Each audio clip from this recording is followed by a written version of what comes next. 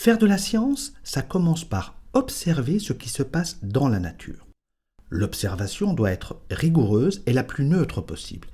Et ce n'est pas si facile. Prenons un scientifique qui s'intéresse à la chute des objets.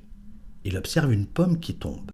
Il constate qu'elle tombe verticalement avec une vitesse de plus en plus grande. En découpant la chute en intervalles de temps réguliers, la distance parcourue par la pomme est plus grande d'intervalle en intervalle.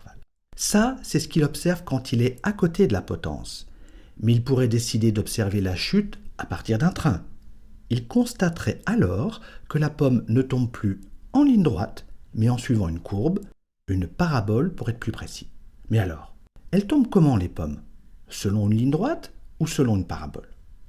La question semble stupide. Quelle idée aussi de se mettre dans un train pour regarder une pomme tomber? C'est évident qu'il faut rester à côté de la potence. L'idée est-elle vraiment si idiote? Changeons d'expérience. Comment est-ce que la pomme tombe quand elle est dans le train? Si le scientifique se met dans le train lui aussi, il va constater à nouveau que la pomme tombe verticalement. Il est content. Il retrouve la loi physique précédente. Mais on vient de lui dire qu'il était stupide de se mettre dans un train pour faire des expériences. Donc il refait l'expérience en restant sur le quai. Il observe alors que la pomme tombe selon une trajectoire parabolique. Nous arrivons ainsi à un premier constat.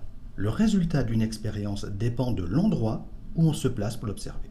On cherchait à être neutre, mais on s'aperçoit que ce n'est pas possible. Dans la description d'une expérience de physique, il faut commencer par dire où se trouve l'observateur par rapport à l'expérience.